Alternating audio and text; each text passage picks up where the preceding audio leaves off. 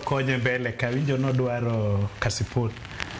to kakwa winjo weche iwacho gana nyek mama ni seche moko nyalo resi kama mama ni nendo dhi iduol moleo koro kanga mama ni omo kiduol obokonyi chama ok tin nikech MDG is the second largest party in Nyanza to be in Nyanza mangima mano kende party ma party leader ne no year. I want you to be very clear on that. Mano kende party leader Nyanza mangima maneno year to wan ne wawuok akiwacho maber ne dicho no ntie to ne wawuok mondo wakel gimilo alternative thinking na otamre we wachak sani iwachan chama uduong tingayo bati bangi yiero mokalo MDG no ringo modonje sirikal bati no lawa lap inja ni lap wanawa wantogo jolugo kiango chieng kiango bang ndalo matin koreka Newton ogada gineno gumane waneno bang yiero koro gibende gibiro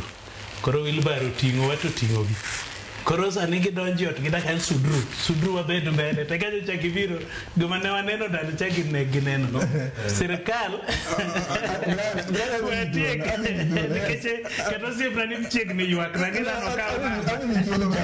sirikal piny kantie gik mokaryo. Yes. Number one, sirikal emorito piny en men resources. Chama onge man gu pesa. Mama endeleo. Dhano onge man gu pesa. Gigi duto gin mag sirikal. So sirikal ok nyaka be nugo ne kura. Teka ni chulo suru I Kenya ka. You are entitled to government projects by right. To ken ratichi mibeti the ot wacho raticha sirikal okel nakela. Sirikal mamalo kelo atamala parga biche counties. Magava ndewa osetigo ka kingeno. Then wadonga tamalo praboro gabich mar yuto ma piny. President dak para tonchal ongena dendara makasipul rach do alam ongena denjo Kasipul dwaro siro en ngato nyaka bed mo Kasipul madhi dwaro gige sirikal through ministries through other things so sirikal nyaka dhiye emanego manyocha jowagi odiyo wago manok kata dira weri nyocha gideyo wago but sani nyocha gifwenyo ni sirikal emanego mwandu magibiro sani kirango nyaka nye jowagi bi ineno development projects ma government initiative piny ok gibidar go kata morumo gigo bro don kaka singo koro nyaka jo wagi wapuonjgi ne sirikali betie to kudonje sirikal kuro kendo dwano umiu tuba nyaka dho uye kuro no miwa mano ratichwa Olale penjo mara aparo ni temo lero mathoth kotende gi sirikal dicho mawa weni demokrasia chopo kanye nikech gima ogada wacho ni samoro nyaka bed no wuo kuom horruok rito to wacho ni gada wacho ni nitire kama koro dichuo wacho ni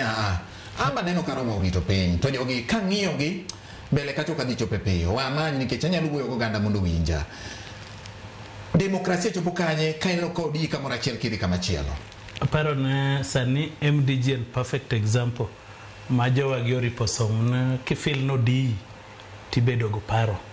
e chapter 4 ma katiba tiko 38 wacho no ng'ato ka ng'ato nogara tiro mar bete chama modwaro support nga modwaro moko chune so kisefwenyo kaka sani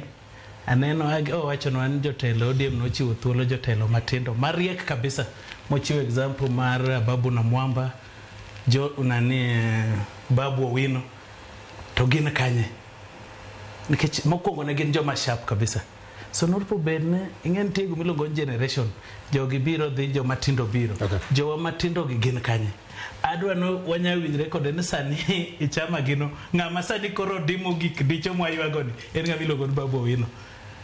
kako timre ma onge ande neno kaste moko opogre iparo gi chama okiweche mang'eny en na opinion but kore wacho ni kore no rach en andhoga en ango nikech ofil no diye iwacho pache odiye ibedo gu paro mopogre gi seche moko paro ma jing'eny go mane ma wan kane watimo to ndalo no kawawuok ODM no diwa to mane en governor masani no biro kamoro ni Sihai mo wacho nwa ni joluo kia dongruok joluo ng'e chama irali godie chieng' gu video lakini neno bang higni abicha uchel sani kantie governor mawacho wach maendeleo kabisa moripo dhio kwa sirikal en governor mare So wadwaro ni dicho ni ok en kati yor telo kende any spaces mang'eny en ka demokrasia wacho ni dhano nyalo wacho pache to mi ji thuolo ma wacho pachgi timo gima duong' kaka oganda at long last wariwre. Brian Midiwo oserito wach